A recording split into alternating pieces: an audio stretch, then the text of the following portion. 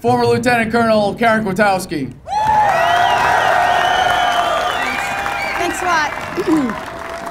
Thank you very much. I'm happy to be here. A couple things that I want to talk to you about.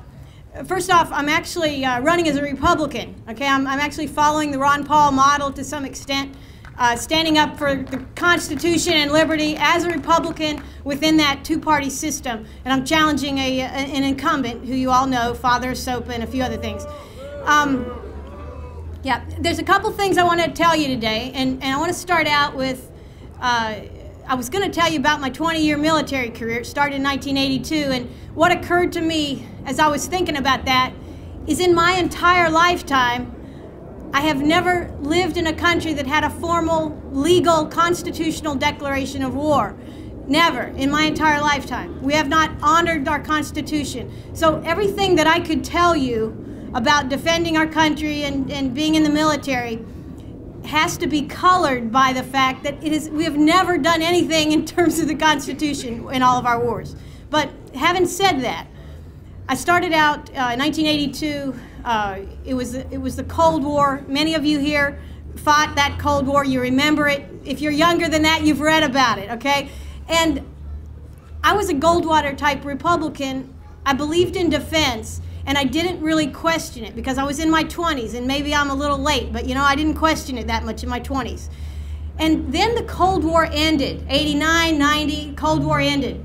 And I was getting ready to deploy over in Europe, and I remember thinking, if the Cold War is over and there's no more Warsaw Pact, well, there shouldn't be any NATO. So I was expecting that NATO,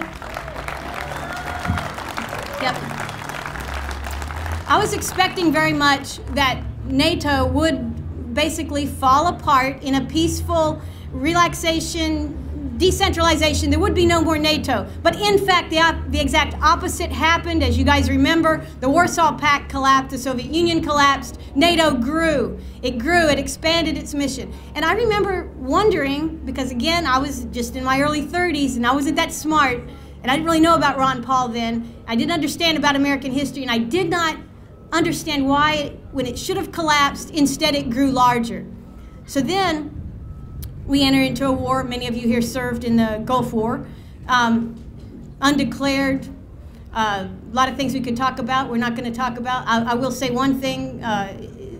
From the folks that supported that war and fought in that war, prosecuted that war, we have lost in the intervening years due to Gulf War syndrome and suicides and other things, more than we lost in Vietnam, more than 58,000 people, and you guys know that. So this is a costly thing. This is not fun for the Congress. These wars have cost, and again, not declared.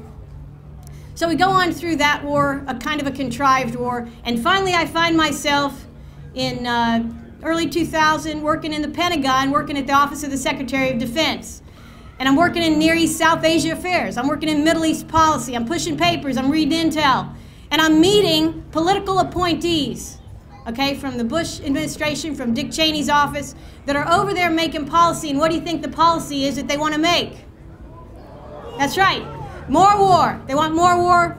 They want war with Iraq. And so we're looking at the intel, of course, and we know what it says about Iraq's capabilities. It's a fourth-rate military power, very poor economy, no Navy, no Air Force, not much of an army.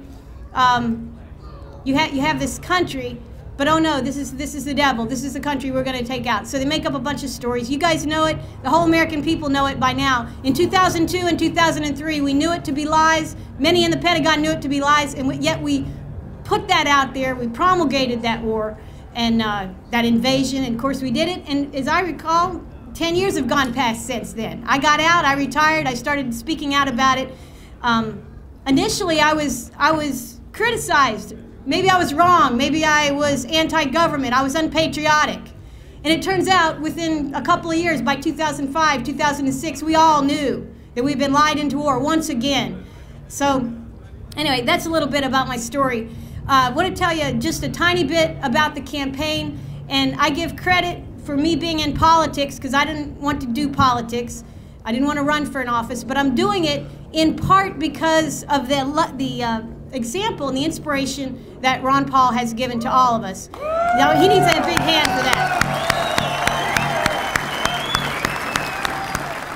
Yeah. Okay. Ron Paul, as you guys know here, and I don't know, at what point you discovered Ron Paul, but Ron Paul, of course, man of principle, commitment, honor, common sense, integrity. He's the man. I'm sorry. That is it. He ran for president, of course, as we know, 4 years ago, started the Tea Party movement, activated a lot more people. His popularity has only increased in real terms, in terms of real people.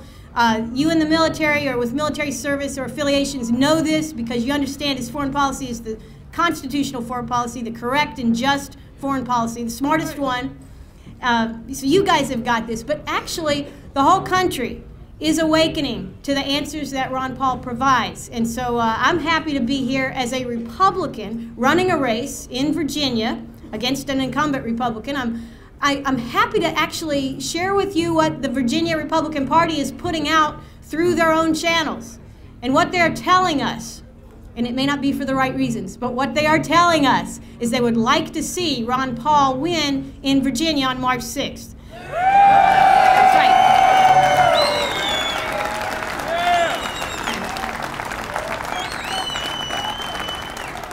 Now, the right reasons, of course, would be because he has the best fiscal policy, he has the best understanding of the Constitution, he's got the best backbone, the best moral character, the most experience, and the best understanding of what a real American foreign policy should look like. So those are all the right reasons. Those may not be the reasons that the Republican Party of Virginia wants him to win. However, it doesn't matter to me because I want him to win, and I stand with the RPV on that. So we're going to hope to see what happens. If you are Virginians, you know what to do.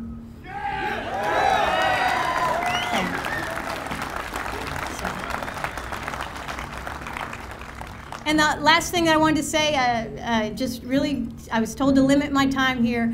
I'm standing here in front of this massive obelisk named after George Washington. I'm not sure he would have appreciated that. He was a humble man in many ways, a soldier statesman, a reluctant president who very importantly and very unusually stepped down after his constitutionally limited term. Okay, this is something that in his day and age did not happen. It doesn't happen in our day and age either.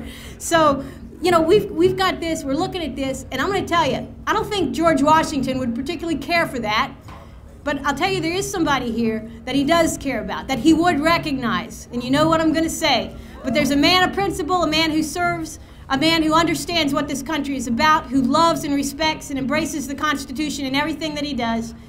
George Washington would vote for him, George Washington would support him, and his name is Ron Paul!